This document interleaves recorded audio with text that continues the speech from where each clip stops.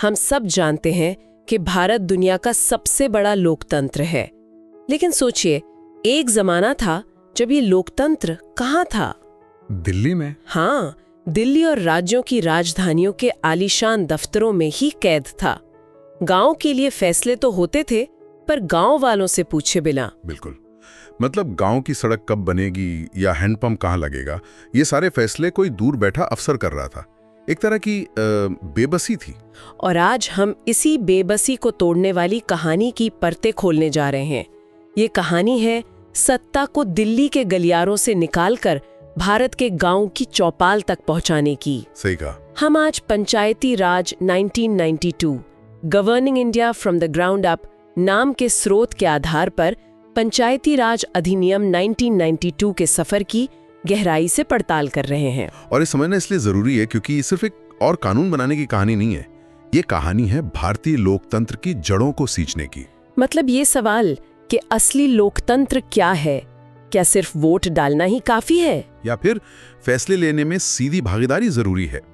ये चर्चा एक तरह से सत्ता के विकेंद्रीकरण की है, मतलब शक्ति को ऊपर से नीचे आम आदमी के हाथों तक पहुंचाना। तो इस बदलाव की शुरुआत कहां से हुई? जाहिर है ये एक दिन में तो नहीं हुआ होगा। नहीं, बिल्कुल नहीं। स्रोत हमें 1957 में ले जाता है, बलवंत राय मेहता समिति के पास। पहली बार एक ढांचा वहीं सुझाया गया था। अच्छा, वो 3 स्तरीय ढांचा? हाँ, वही। समिति ने कहा कि शासन के 3 स्तर होने चाहिए, ग्राम पंचायत गांव के स्तर पर, पंचायत समिति ब्लॉक स्तर पर और जिला परिषद जिले के स्तर पर। सुनने में तो ये एक परफेक्ट प्लान लगता है। तो फिर इसे ठीक से लागू होने में 35 साल क्यों लग गए? कोई तो बड़ी कमी रही होगी। और वो कमी बहुत ही बुनियादी थी। स्रोत इसकी तुलना एक ऐसे पौधे से करता है जिसे लगाया तो गया, पर उसे संविधान की मजबूत मिट्टी नहीं दी गई।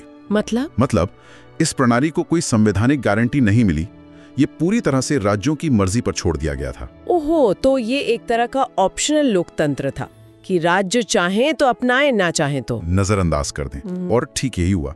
कुछ राज्यों ने आधे अधूरे मन से लागू किया। चुनाव कभी हुए कभी नहीं, पंचायतों के पास न पैसा था न असली शक्ति, वो बस नाम के लिए थी। बिल्कुल, राज्य सरकारों की कठपुतली बनकर रह गई थी। तो अगर कमिटीज और रिपोर्टों से बात नहीं बन रही थी तो असली धक्का कहां से आया? जाहिर है, जब मांग नीचे से, जमीन से उठती है, तभी सत्ता हिलती है। और स्रोत हमें सावित्री नाम की एक महिला की कहानी से यही बताता है। ये कहानी इस पूरे आंदोलन की आत्मा है, कह सकते हैं। मैं कल्पना करने की कोशिश कर रही हूँ, एक ग्राम सभा की बैठक, सारे पुरुष, सरपंच, कुछ अफसर बैठे हैं और उस सन्नाटे को तोड़ते हुए एक महिला खड़ी होती है, सावित्री। और वो एक बहुत ही सीधा लेकिन शक्तिशाली सवाल पूछती है। क्या?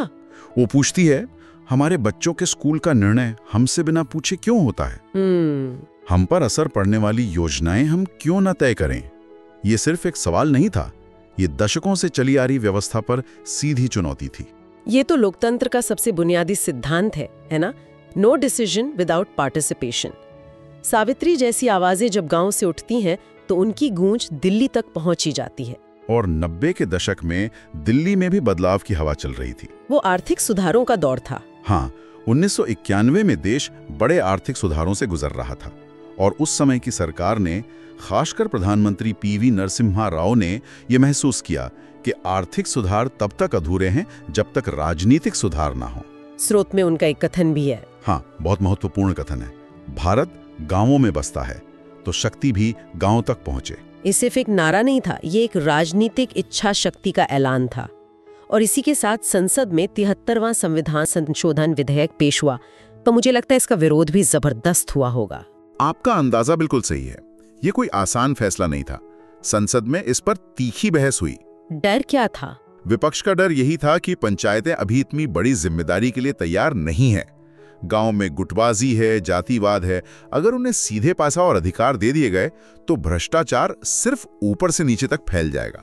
पंचायतें तैयार नहीं है, ये उनका नारा था। बिल्कुल, ये एक जायज डर भी लगता है।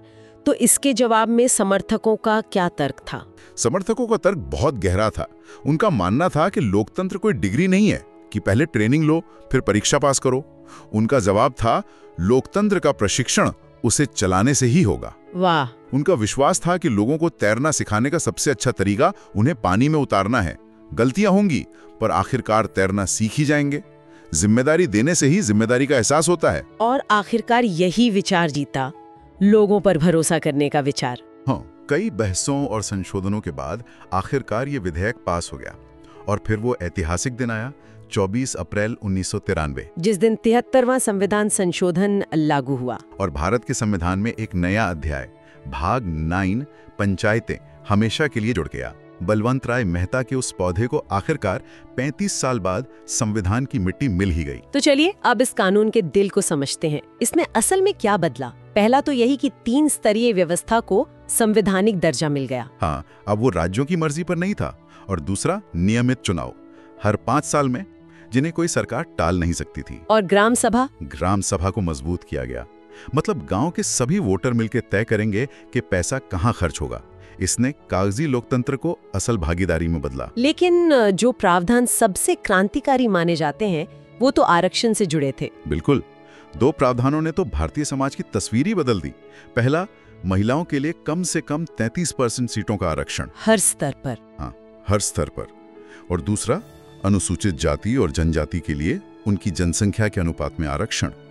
स्रोत की एक लाइन मुझे बहुत पसंद आई, गांव में पहली बार सत्ता और सम्मान साथ आए।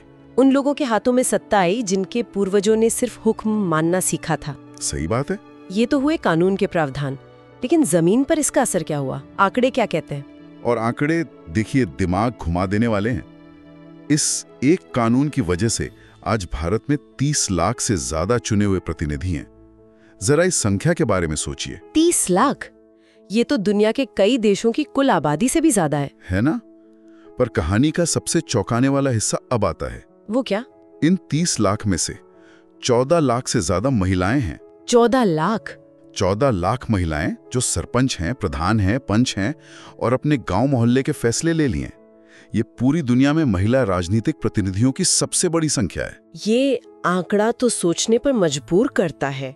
इसका मतलब तो ये हुआ कि इस कानून ने अनजाने में ही सही भारत को महिला नेतृत्व की दुनिया की सबसे बड़ी प्रयोगशाला बना दिया। आप इसे एक खामोश क्रांति कह सकती हैं। लाखों महिलाएं जो शायद कभी घर की दहलीज भी नहीं लांघती थी, आज बजट समझ रही हैं, सरकारी योजनाओं को लागू करवा रही हैं और अधिकारियों से सवाल कर रही हैं। ये सब सुनकर तो लगता है कि सपना साकार हो गया, लेकिन क्या हकीकत इतनी ही सुनहरी है? स्रोत चुनौतियों के बारे में क्या कहता है? नहीं, और स्रोत इस मामले में बहुत यथार्थवादी है। वो साफ कहता है कि ढांचा तो खड़ा हो गया है, पर इमारत अभी भी पूरी तरह मजबूत नहीं है। चुनौतियां बहुत हैं। जैसे कि? सबसे बड़ी चुनौती क्या है? स्रोत 4 मुख्य चुनौतियों की बात करता है। पहली है क्षमता निर्माण, मतलब चुने हुए प्रतिनिधियों को सही ट्रेनिंग देना, उन्हें उनके अधिकार समझाना। हाँ। दूसरी और शायद सबसे बड़ी चुनौती है वित्तीय स्वायत्तता, पैसे के मामले में आजादी। बिल्कुल, और यहीं पर सिस्टम कमजोर पड़ जाता है। आज भी ज्यादातर पंचायतें पैसे के लिए पूरी तरह राज्य और केंद्र सरकार पर निर्भर हैं। जब तक पैसे के लिए दूसरों पर निर्भरता है, तब तक आजादी अधूरी है। और बाकी 2 चुनौतियां? तीसरी है राजनीतिक हस्तक्षेप। विधायक और सांसद अक्सर पंचायतों के काम में दखल देते हैं। और चौथी चुनौती है पारदर्शिता और जवाबदेही की कमी। भ्रष्टाचार आज भी एक बड़ी समस्या है। तो चुनौतियां तो वाकई बड़ी हैं।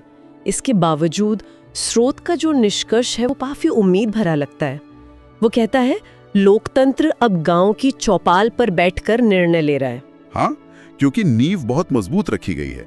इमारत में दरारें हो सकती हैं, उसकी मरम्मत की जा सकती है, लेकिन बुनियाद सही जगह पर है। तो अगर इस पूरी चर्चा को समेटना हो तो हम क्या कहेंगे? इस कानून ने असल में क्या बदला? संक्षेप में कहें तो इस कानून ने भारत के आम नागरिक की पहचान बदल दी। वो सिर्फ हर 5 साल में एक बार वोट डालने वाला वोटर नहीं रहा, बल्कि वो शासन में एक सक्रिय भागीदार बन गया।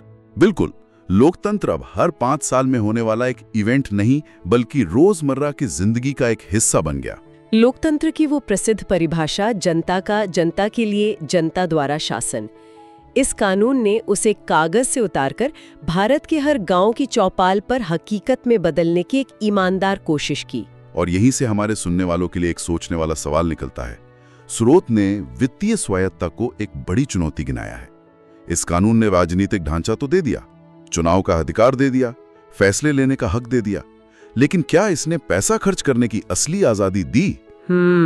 जब तक पंचायतें अपने हर काम के लिए ऊपर से आने वाले फंड का इंतजार करती रहेंगी, तब तक उनका ये स्वराज कितना वास्तविक है? क्या बिना आर्थिक आजादी के राजनीतिक आजादी संभव है? ये एक ऐसा सवाल है जिस पर आज भी बहस जारी है और पंचायती राज के भविष्य की दिशा शायद इसी के जवाब में छिपी है।